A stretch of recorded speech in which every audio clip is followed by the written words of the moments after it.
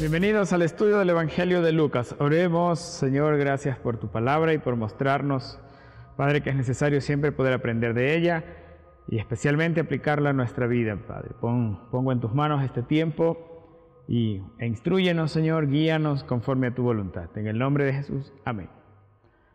Bienvenidos a Lucas, capítulo 6. Vamos a terminar este capítulo número 6. Ya lo hemos dividido en 4 partes. Esta es la última parte del sermón que Jesús estaba dando. Recuerde que estaba específicamente con mayor énfasis dándole a sus discípulos. Y más o menos esta parte es como cuando el padre quiere que su hijo sea como él, ¿no? Que imite las cosas buenas que él tiene. Asimismo, nuestro Padre Celestial quiere darnos esas instrucciones de imitarle a él en su carácter, en la forma en cómo él actúa también con nosotros. Y vamos a ver en el Evangelio de Lucas, verso 36 del capítulo 6, dice: Sed pues misericordiosos como también vuestro Padre es misericordioso. Dios en sí como Padre ha tenido, sabemos, una misericordia muy grande para con nosotros. No nos consumió en el momento en que era necesario o en el momento en que realmente era justo. Pero ¿qué es la misericordia? Es la disposición a compadecerse de los sufrimientos y de los problemas ajenos. Pero no solamente se traduce en tener ese sentimiento, sino que también va a la acción. Y la misericordia va más allá de los merecimientos o no de la persona, si realmente merece ser ayudado o no merece ser ayudado. Y de esa misma manera Dios actúa con nosotros, y esa es la medida que Dios da para que seamos misericordiosos con otros. No nos dice ayúdalo solamente si es que Él merece tu ayuda, porque la misericordia no se basa en merecerla, se basa también en poder darla solamente porque la necesita. De la misma manera nosotros hemos recibido misericordia y gracia sin haber hecho méritos, porque en el pasado, cuando no nos convertíamos aún así Dios nos cuidó, nos guardó de muchas cosas, y no por merecimiento alguno, sino simplemente por su amor. Y esa es la base del poder actuar entre los unos con nosotros, especialmente nosotros como cristianos, como creyentes. El hecho de que el amor es el motor de todas estas cosas, ¿no? El motor de poder tener misericordia, el motor de poder actuar con misericordia hacia los demás. Y es tan importante para Dios porque lo dice Oseas 6:6, porque misericordia quiero y no sacrificio, y conocimiento de Dios más que holocaustos. No se trata de cumplir un montón de rituales, un montón de ritos solo con venir a la iglesia como parte o tal vez como suficiente. No, eso es simplemente una parte de nuestras responsabilidades, de nuestra forma de ser, de nuestra forma de actuar como cristianos, pero va más allá, porque puedo venir a la iglesia con una actitud totalmente negativa, y no se trata de venir con una actitud negativa, sino con las ganas de aprender del Señor, de tener coinonía en los hermanos unos con otros. Entonces, para Dios es mucho más importante la disposición y la intención que tiene nuestro corazón que el cumplir algunos ritos, porque los ritos simplemente no tienen un significado en sí para Dios. A veces a nuestras conciencias nos hace sentir, entre comillas, más tranquilos por cumplir con un rito religioso, pero el cristianismo no es un conjunto de ritos religiosos. Y la segunda parte de este verso de Oseas dice: conocimiento de Dios más que holocaustos. Dios está más interesado en que lo conozcas a Él, para que entre más conocemos a Dios, pues más comprenderemos también su manera de actuar, y más aprenderemos de su manera de actuar, más aprenderemos de esa misericordia que es la medida con que se nos pide actuar ante los demás, de la misma forma en que el Padre ha sido misericordioso con nosotros. Y luego viene un versículo que da a entender algo así como la ley de la siembra y la cosecha, ¿no? Todo lo que das es lo que recibes, lo que haces es lo que tú vas a recibir también. En verso 37 dice: no juzguéis y no seréis juzgados, no condenéis y no seréis condenados, perdonad y seréis perdonados. ¿Cómo comienza el verso? No juzguéis. Bueno, este versículo ha sido mal interpretado muchas veces porque muchas personas la usan, pero para evitar tener que le llamen la atención. Por ejemplo, hacen algo malo y lo primero que dicen: no me juzguen, pero no lo hacen basados en que es un mandamiento para nosotros, sino basados en que no quieren que les llamen la atención, no quieren que se los reprenda y no quieren que se los corrija especialmente. Y así somos las personas, no nos gusta esas cosas. A nadie creo que le gusta que le corrijan, pero hay momentos en que es necesario, y cuando es necesario pues toca hacerlo. De la misma manera Dios también ha actuado con nosotros. En Romanos nos dice en el verso 10 del capítulo 14, pero tú, ¿por qué juzgas a tu hermano?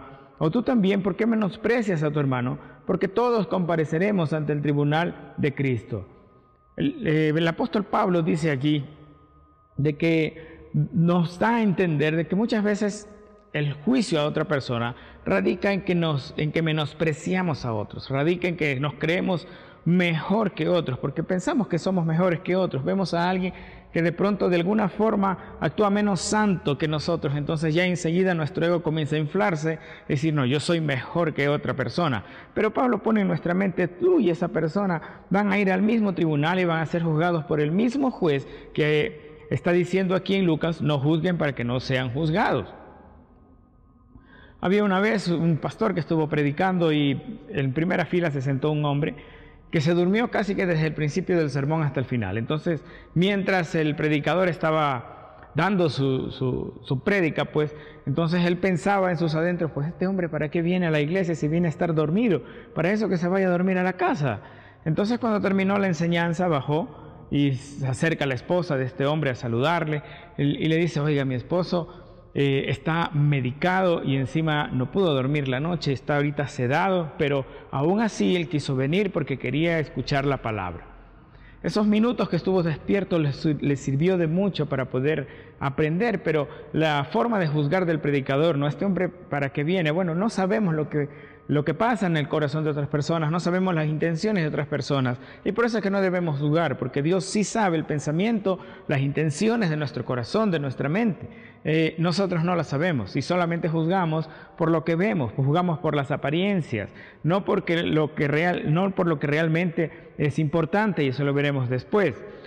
El hecho de que Dios, Jesucristo, está diciendo sean misericordiosos y también ahora pues que está diciendo no juzguen, esto también se reflejó mucho en los escritos de dos apóstoles, Santiago y Pablo. Vamos a ver qué dice Santiago, capítulo 4, versos 11 y 12. Hermanos, no murmuréis los unos de los otros. El que murmura del hermano y juzga a su hermano, murmura de la ley y juzga la ley. Pero si tú juzgas a la ley, no eres hacedor de la ley, sino juez. Un solo es el dador de la ley, que puede salvar y perder, pero tú, ¿quién eres para que juzgues a otros? Muchas veces el problema radica en que puedo servirme de la falta de los demás para, en cambio, resaltar mis propias cualidades. Y las razones para juzgar a mi prójimo, lo único que terminan haciendo es fomentando mi amor propio. Y el ego otra vez, como decíamos, comienza a crecer. Entonces comenzamos a señalar a otros porque, no, este hermanito no canta, parece que no canta de corazón. O él, ¿quién es este hombre que viene a la iglesia y ni siquiera está tomando notas? Y comenzamos a juzgar a las personas, ¿verdad?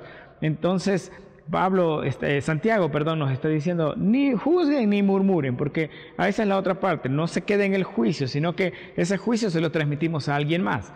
Y estamos haciendo partícipe a alguien más de la forma en que yo estoy juzgando a alguien que ni siquiera sé qué intención tiene. En Romanos 14:4, en cambio, Pablo dice, ¿tú quién eres que juzgas al criado ajeno?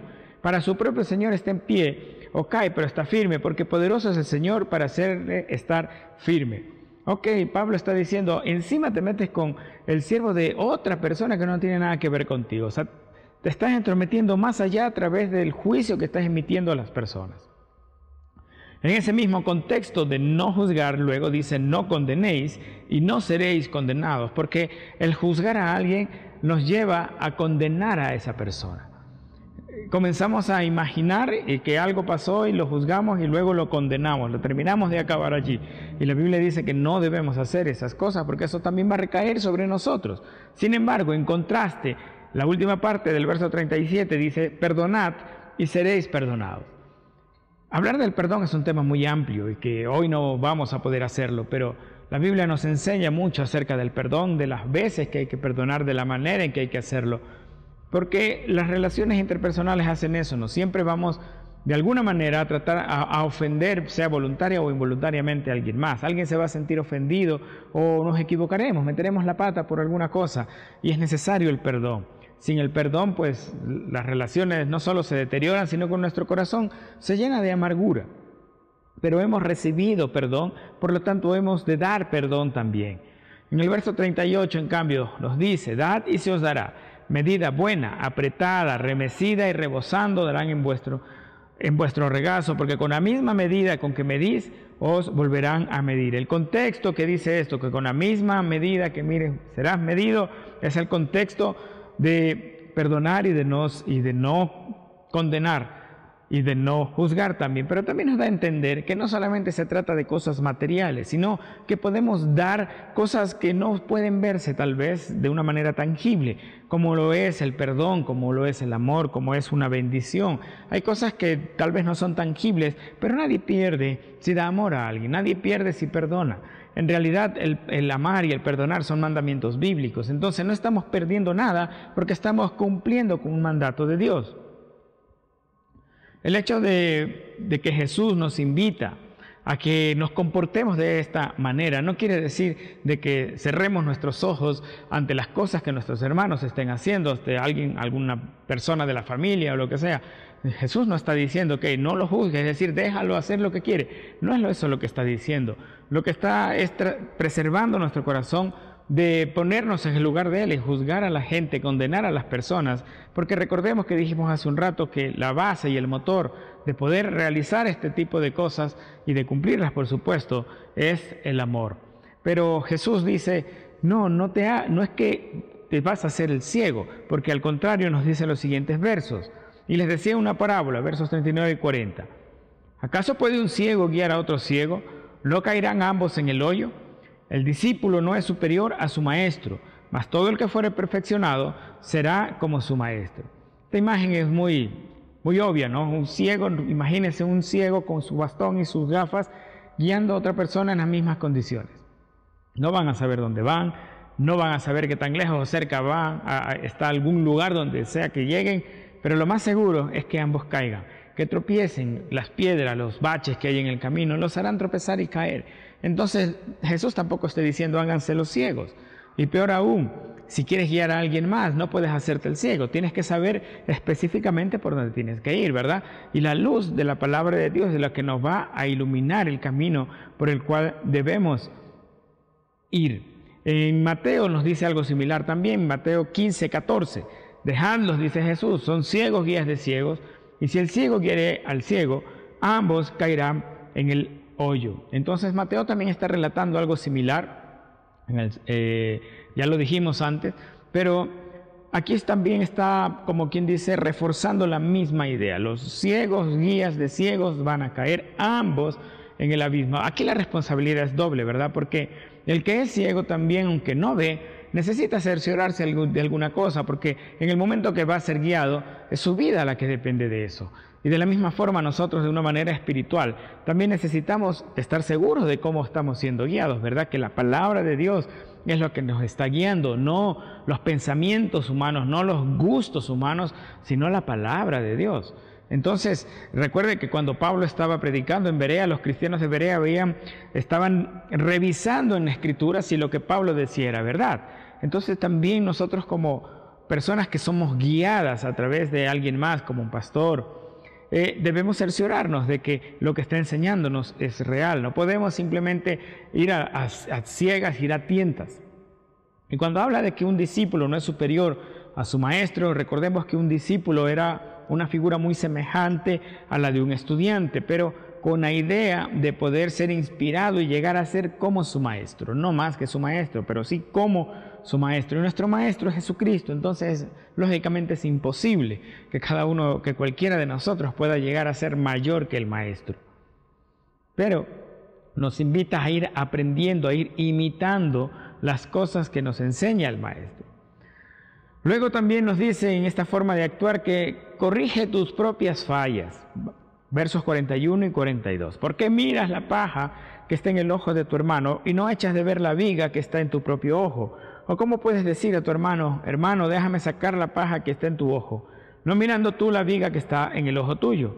Hipócrita, saca primero la viga de tu propio ojo y entonces verás bien para sacar la paja que está en el ojo de tu hermano. Estas figuras son hasta un poco de mucho humor, ¿verdad? Porque imagínense una persona con una tabla aquí en la frente, tapando los ojos. ¿Cómo puede mirar una astilla en el ojo de alguien más?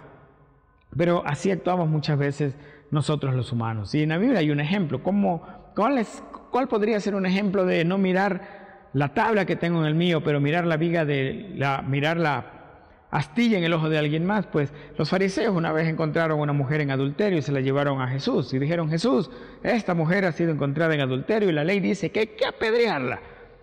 Jesús no se alteró y dijo: bueno, entonces el que esté libre de pecado, que arroje la primera piedra. Y todos se fueron, nadie arrojó la piedra, porque somos igualmente culpables. Entonces no estamos en la capacidad de decir yo soy más que alguien, que otra persona. No puedo estar juzgando, como decíamos antes. Y aquí se trata de que estamos viendo las fallas de las otras personas. Nos encanta, de hecho, y es mucho más fácil corregir la falla de otra persona y no la mía misma. Y ahí es cuando la Biblia usa esta palabra muy fuerte, que es la palabra hipócrita. Entonces nosotros no hemos sido llamados a buscar las fallas ajenas, sino que la Biblia nos dice que debemos hacer algo similar. Salmo 139, versos 23 y 24. Examíname, oh Dios, y conoce mi corazón. Pruébame y conoce mis pensamientos, y ve si hay en mí camino de perversidad, y guíame en el camino eterno. ¿Quién escribió esto? Pues sabemos la historia de David, ¿verdad? Uno de esos momentos de flaqueza de su vida, en que él no había ido a la guerra, y en vez de ir a la guerra con su pueblo, se levantó al mediodía, salió al balcón, vio a la vecina bañándose, y luego la mandó a traer, y terminó la cosa en que básicamente pues terminó hasta asesinando al esposo de esta mujer. Luego de eso pues vino, él seguía en este pecado, pero Dios tuvo que enviar a un hombre llamado Natán, que era un profeta, y le contó una parábola también al rey David. Le dijo: había un hombre que robó y mató al cordero de otro hombre, y era el único que tenía. Entonces David dio su juicio inmediato, dijo que ese hombre debe morir. Fue cuando Natán le dijo: pero rey, ese hombre eres tú. Y no se autocondenó a muerte el rey David, por supuesto, ¿verdad? Somos muy duros a veces para emitir un juicio y un castigo hacia los demás, y eso fue lo que hizo incluso el mismo rey David. Cuando vio que la cosa era con él, ahí recién comenzó su corazón a mirar lo que había hecho. Entonces él escribió esto: examíname, oh Dios, mira mi corazón, conócelo, pruébame. Es como que dijera: mira, haz que mis emociones y mis pensamientos sean públicos. Imagínense que sus emociones o sus pensamientos van a estar publicados en las redes sociales mañana. Que del cielo tengan una aplicación, ¿no? Que diga: vamos a publicar como historia los pensamientos de Pepito. ¿Qué es lo que se proyectará? ¿Cómo cree? Pero David está diciendo: pruébame, Señor, conoce mis pensamientos. Y lo que esté malo, no se queda solamente con examíname, sino que lo que esté malo, pues corrígelo, guíame en el camino eterno. Encamíname por donde de verdad debo andar. Y eso es la invitación a cada uno de nosotros, que Dios examine nuestro corazón y que nos corrija por donde nosotros debemos caminar, no las otras personas. La cosa comienza en nosotros. Yo soy el responsable de mi salvación, ¿verdad? Entonces yo necesito que Dios examine mi vida para poder saber hacia dónde estoy yendo en realidad, si estoy yendo en sus caminos o no. De los versos 43 al 45 ahora nos habla de los frutos. Dice: no es buen árbol el que da malos frutos, ni árbol malo el que da buen fruto, porque cada árbol se conoce por su fruto. Pues no se cosechan higos de los espinos, ni de las zarzas se vendimian uvas. El hombre bueno del buen tesoro de su corazón saca lo bueno, y el hombre malo del mal tesoro de su corazón saca lo malo, porque de la abundancia del corazón habla la boca. La Biblia denuncia la búsqueda de fallas, pero en cambio nos invita a encontrar frutos. Y eso es lo que está diciendo aquí. Los frutos son el resultado inevitable de quienes somos. Las personas se dan a conocer por sus acciones, por sus frutos también. Las cosas que nosotros vamos a evidenciar de nuestra vida son esos frutos que van a darnos a conocer lo que realmente somos. Y esta porción bíblica es muy explícita y fácil y compleja a la vez, porque está diciendo: ok, si hay un buen fruto, entonces el árbol es bueno, y cosas así, ¿verdad? Pero también está diciendo aquí que las palabras que decimos dentro de este contexto son las que van a revelar nuestro corazón.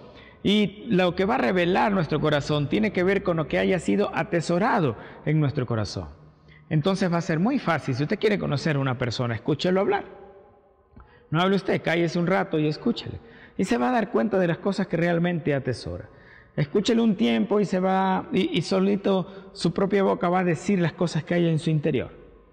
Entonces, esos frutos dentro de este contexto, esas palabras también son esos frutos que van a dar, pero esos frutos dependerá de qué hayamos atesorado en el interior de cada uno de nosotros. Entonces, si usted ha atesorado las cosas importantes, las cosas del cielo, como dice la palabra, las cosas eternas, entonces las palabras que van a salir van a ser un buen fruto. Pero si hemos atesorado cosas que van en contra de Dios, en contra de la Biblia, eso es también lo que se va a evidenciar después. Si usted junta dos madres de familia, digamos que acaban de dar a luz con sus bebés, usted escúcheles hablar y van a hablar de sus bebés. ¿Por qué? Porque aman a sus bebés, están atesorándolo, y eso es lo que tienen en su corazón y es lo que van a sacar de su corazón a través de sus palabras. De la misma manera puede juntar dos personas que compartan un gusto en común y se ponen a hablar de esas cosas que ellos aman, y es lo que va a pasar. Asimismo, pero debería pasar, ¿no? Que dos cristianos usted los junte y deberían hablar todo del Señor, pero lamentablemente no es lo que pasa. Específicamente lo que queremos decir es de que a medida que escuchamos hablar a alguien, estamos conociendo qué es lo que hay en el interior de esa persona. No es juzgar a la persona, sino es ver los frutos de una persona. Usted no juzga, o sea, si usted ve un árbol que tiene unas manzanas, inmediatamente va a decir, este es un árbol de manzana, ¿verdad? Y nadie le va a decir, no juzgues al árbol por tener manzanas. No, simplemente está mirando algo que es evidente.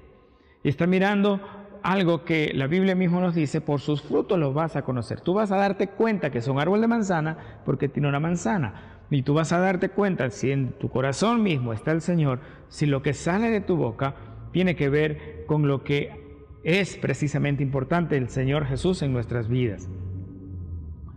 Y luego pues viene un contraste después de que el Señor habla acerca de perdonar, acerca de no juzgar, acerca de no condenar, acerca de ser misericordiosos y acerca de examinarse hacia uno mismo y de dar los frutos. Pues ahora viene un contraste entre el sabio y el necio. Versos 46 al 49. ¿Por qué me llamáis Señor, Señor, y no hacéis lo que yo digo? Todo aquel que viene a mí y oye mis palabras y las hace, os indicaré a quién es semejante. Semejante es al hombre que al edificar una casa, cavó y ahondó y puso el fundamento sobre la roca. Cuando vino una inundación, el río dio con ímpetu contra aquella casa, pero no la pudo mover, porque estaba fundada sobre la roca. Mas el que oyó y no hizo, semejante es al hombre que edificó su casa sobre tierra, sin fundamento, contra la cual el río dio con ímpetu y luego cayó, y fue grande la ruina de aquella casa. En el Evangelio de Mateo también nos dice que era fundada sobre la arena. No sé si usted ha ido a la playa o alguna vez usted ha hecho un castillo de arena o al menos ha visto un castillo de arena. No importa lo lindo que sea el castillo de arena, al otro día no va a estar allí, no va a permanecer, porque la ola inevitablemente lo va a tirar. Eso es lo que está diciendo aquí en cuanto a la forma de actuar de cada uno. Esta porción podríamos llamarla como el cristianismo teórico y el cristianismo práctico, porque eso es lo que está diciendo Jesús. Aquí hay dos tipos de personas, pero tienen algunas cosas en común esas personas. Primero, ambas tenían la misma idea, ¿no? Ambos tenían el mismo plan, construir una casa. Ambos hicieron la casa. Además de eso, pues, ambos hicieron la casa tal vez, no sé, tal vez de una manera similar, eso no lo sé, no lo dice la parábola, y no es lo importante. Pero sí podemos entender de que los hombres sabían cómo hacer una casa. Entonces, no se trataba de que no tenían el conocimiento de hacer la casa. No se trataba de que ellos eran ignorantes. Ellos sabían hacerlo. Pero la forma en que lo hicieron fue lo que determinó si el uno era necio y el otro era sabio. El uno hizo sobre la roca, dice, cavó y ahondó. Y ahí nos dice la palabra, para poner el fundamento sobre la roca. Eso significa que llevó más esfuerzo que el otro hombre que simplemente dice que sin fundamento y sobre la tierra edificó la casa. Además, la otra cosa en común es que contra ambos llegó la tormenta. Y las tormentas van a llegar. Si usted es cristiano o no es cristiano, las tormentas van a llegar. Pero la forma de actuar ante la tormenta es lo que va a determinar si actuamos como sabios o si actuamos como necios. Entonces, en este caso, el que actuó como sabio, pues llevó un mayor esfuerzo, pero ese mayor esfuerzo valió la pena. El otro hizo un menor esfuerzo, pero no le sirvió de nada, porque el fruto de todo su trabajo se echó a perder. Entonces, Jesús también está diciendo, ¿por qué me llaman Señor, Señor? ¿Y quiénes son Señor? ¿Quiénes dicen Señor, Señor? Pues aquel que llega que ama al Señor y dice, Señor, yo quiero decirte tal cosa, Señor, etcétera. Pero también los que simplemente dicen Señor de la boca para afuera, ¿verdad? Lo que es la hipocresía muchas veces, los que dicen amar a Dios, pero que sus acciones realmente reflejan exactamente lo contrario. Y volviendo a estos hombres, pues estos hombres, hay una diferencia, ¿verdad? Sabio y necio. Jesús mismo está diciendo en qué radica esa diferencia. Dice, el uno es el que oye mis palabras y las hace. Ese es el sabio, pero el que no oye mis palabras, pero no las hace, entonces es el necio. Aquí es donde podemos encontrar la verdadera diferencia. Proverbios nos dice en el verso 7 del capítulo 1, el principio de la sabiduría es el temor de Jehová. Los insensatos desprecian la sabiduría y la enseñanza. El principio de toda la sabiduría es vivir de acuerdo al temor de Dios, vivir de acuerdo a lo que hemos oído, aprendido de Él y actuando de esa manera. Sin embargo, el contraste con los necios, dice aquí, es que desprecian la enseñanza, no quieren ser enseñados. Dicen, no me digas esas cosas. En Romanos 1, 22 y 23 dice, profesando ser sabios se hicieron necios y cambiaron la gloria del Dios incorruptible en semejanza de imagen de hombre corruptible, de aves, de cuadrúpedos y de reptiles. A veces el hombre proclama su sabiduría académica, pero la forma de actuar, de negar a Dios, precisamente los convierte en una persona necia. Una persona necia, lamentablemente, es un tonto. Y no estoy hablando de que es un tonto porque tiene una falta de capacidad mental, sino porque no usa su capacidad mental. Es por eso.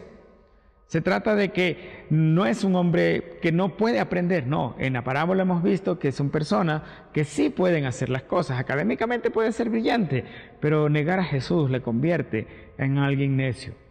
Y este hombre que Jesús lo pone como ejemplo y dice que oye sus palabras, hizo tres cosas que son necesarias entender. Primero dice, todo el que a mí viene, eso se llama rendición. Llegó ante el Señor para que Él sea que lo guíe. Luego dice, y oye mis palabras. Por supuesto, llegó para aprender, eso es el discipulado.